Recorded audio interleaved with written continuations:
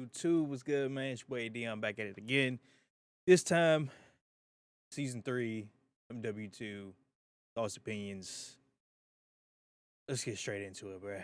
So, we got two new maps. One of them being Player's Lighthouse, which we're going to get into right now. Not a bad map unless you're playing Hardpoint, where that map is just there's a point outside in the water on a boat with no cover at a disadvantage in height. You're gonna get shot at damn near at any angle humanly possible. The other map, it's literally night vision goggles all the time. If you remember in MW 2019, they had a mode that was strictly with night vision goggles. This map, the only lighting you'll ever have besides night vision goggles is if you're inside one of the buildings that has a light in it. But if anybody's in a corner that you can't see, you're gonna get shot up. You also have to have in those dark lights is the canted laser, green laser that is going to be seen anytime you ADS. So it becomes quite the irritant. Now, of course, you got your buffs, you got your nerfs and weapons. But with those buffs and nerfs, you know, there's always those guns that you're like, damn, I wish they didn't touch. There's those games you wish they did touch. The the TAC 56 headshot damage has been reduced. The VASP seems to have got a major buff. The VASNIV has been nerfed. The TAC-V was, in fact, buffed up, it seems, as well.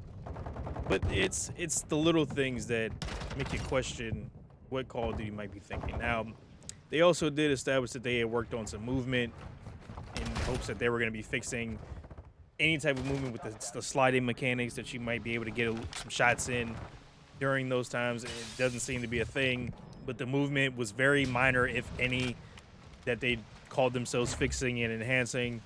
The one thing I did notice is, like, with mantling, if it's a smaller jump for you, it's relatively easier to mount it and or slide over it.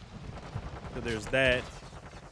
However, like, if it's still at a height, you're gonna take forever to still climb up. And when it comes down to weapons that we received in Battle Pass, which I'll be showing you guys later in this video, there was a battle rifle. I think it's called the Crowan something.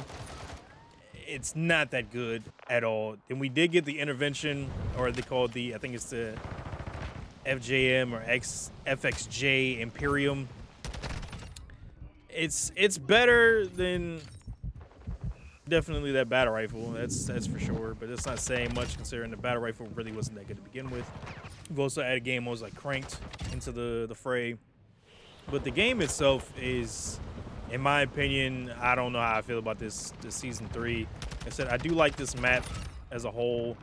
It's got a nice variety of different things and aspects to it that, at least make it formidable to the rest of the maps. It's original. It's not some of the same old recycled maps that we continuously seem to get on a regular basis for multiplayer. If you are playing Warzone and Ashika Island, you're going to notice there is changes in certain guns that you may not like, which, as I stated before, like the VASNIV, like the TAC 56. But if you know what you're doing, it won't really matter too much. You'll still be able to do your thing and make moves happen. Now, because you also have the issues with, the new seasons always coming out, there's something else that might happen. Apparently, there is a bug that came along with it for anybody in Resurgence, that there is pretty much to a point where it's always protection. It's like a Resurgence protection, or like what we call a spawn protection on multiplayer, where if you land in, you'll never, you'll never die. Like, you'll get shot in, you'll constantly have the protection that you need to never lose a gunfight, basically. And that in itself is already broken the game, and many people are not happy about. I was going to go over all the patch notes, but I just don't see much of the purpose. Like, they say it's a lot, but it's very minimal that really was touched, that was really changed. And I don't know how many of y'all have been on Twitter over the last couple of days since, before the update and once the update went live. There's a lot of people not happy with certain creators, which I understand to an extent, but when you start getting into making death threats to people and stuff like that, man, it really shows that where this community has gotten to.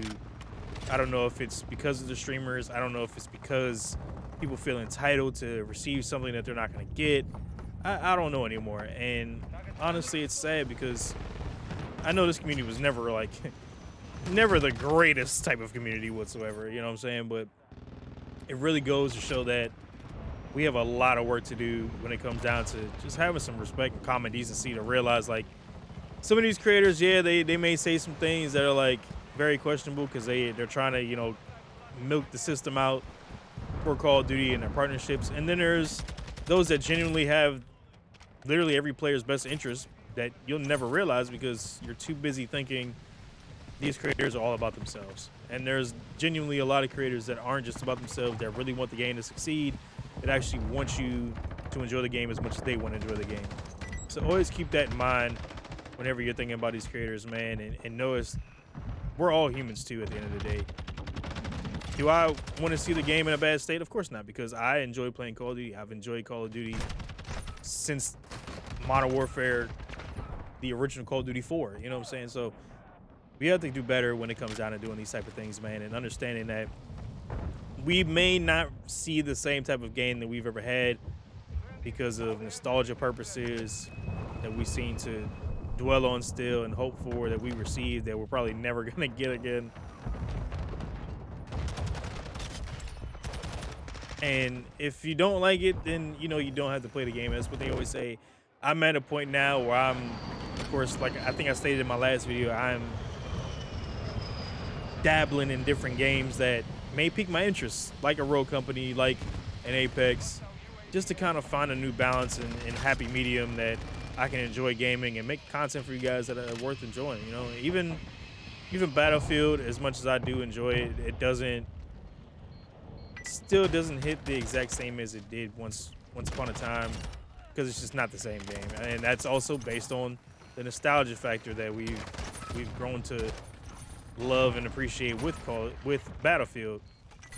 And unfortunately, we're at a position now that it just, a lot of these games don't do it for us like we hoped they would.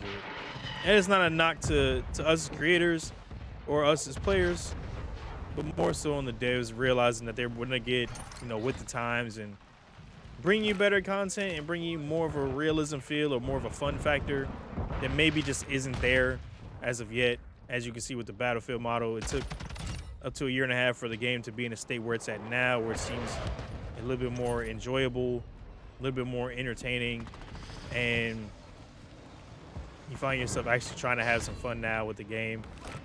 Now, I will say this map in particular is probably the one glaring good, honestly, of what the game could be, because it's genuinely a better map than almost any of the maps that we've received in a while. I mean, it's not too much of a nighttime mode. You can still see everything very clearly. You can still move at the pace you want to move. There's places that you can post up, but it's not too bad to the point where you can never get out of it. Now, I was spawn trapped last night when I was playing this, and literally on domination, you couldn't get out of this main area that I'm in right now. You could not move out of it. Oh, hey. You could not get out of it. You were putting yourself at a disadvantage nonstop until you could find a way out.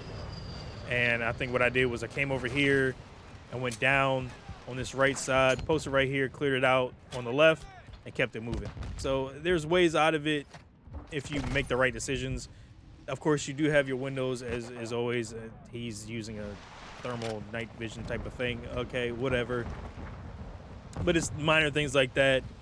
And if you notice when we talk about how the gameplay is now compared to what it used to be, you'll notice the big glaring difference has always been movement. It's always been, you know, they call it being strategic.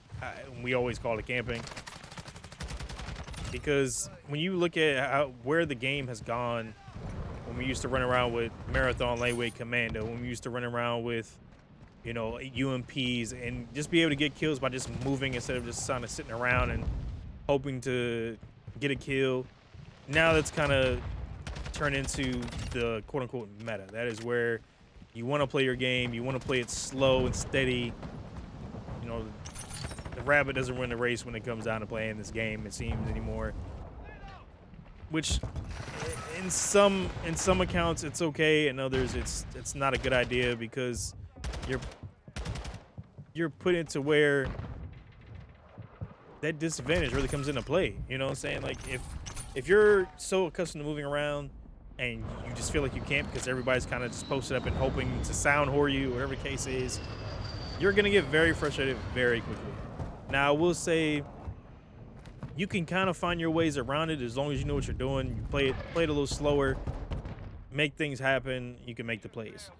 But unfortunately, it's very few and far between if you're not a skill player, if you're not being smart about how you go about playing the game, you're gonna find yourself getting very agitated very quickly and you're ready to move on and go to something different. Another thing I want to go over with you guys is the battle pass. This battle pass, there's a lot to be desired. Now, as y'all know, that they added this BLACKCELL thing, which costs an extra $30 on top of the battle pass. That with this you get extra content, which some of the content is okay, but it's mainly just skins. There's not much to it. There's a couple of protein weapons, and unless you use it, if you're not building your own guns, it kind of defeats the purpose. I'm not a big fan of it. I think it's an L. It's just a money grab. At least to me, that's what it feels like. And even with the main battle pass, there's not much to it, like I said, except the Imperium, FJX Imperium, aka the Intervention, the Cronin Squall, which is the battle rifle I was speaking of earlier. Those are the 2 new guns. Everything else is like a pro-tuned, a regular tuned weapon, blueprint that is kind of like whatever. Of course, you got your COD points. It's really all not all what's cracked up to be. And your main completion is another operator skin. If you get the BLACKCELL, it's animated, which a lot of them are animated skins, and you get a couple other blueprints and some COD points. This battle pass is very lackluster. There's not much to it. It's all black and gold, which is also, ironically enough, the name of that other map that I was speaking of earlier, called Black and Gold, where it's nothing but night vision. You put them on, and unless you're in a building, you're gonna get seen in the dark with fucking laser beams, canted lasers on your gun, and it's really not all of what it's cracked up to be. I really did not enjoy it. I played it twice, wasn't a big fan. And I was like, you know what, I'm gonna go ahead and move on. So hopefully, as time progresses, if the next season is good, cool. But I'm at a point now where I'm playing the game just to play it. It's not a whole bunch of enjoyment unless you can find ways to enjoy it with friends. But if you're playing dolo a lot of time like myself and you're not, finding ways to get bot lobbies or anything like that, you're gonna have a difficult time unless you're really good at the game to really find ways to enjoy the game. So hopefully y'all enjoy this little bit of insight and tidbit information based on new season 3. Again, if you're playing Warzone, I don't play much of it, if at all.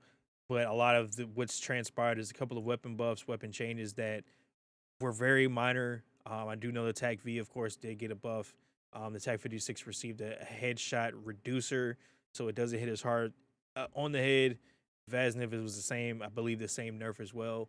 So hopefully y'all find something, the new meta for you guys, man. Hopefully y'all enjoy this video. I'll catch y'all on the next one. Catch me live on Kick, live on Twitch, live on YouTube, whichever one y'all prefer. Make sure y'all go follow up on those pages. Go sub up on Kick. You enjoy me and enjoy this content. And I'll see you on the next video. Peace.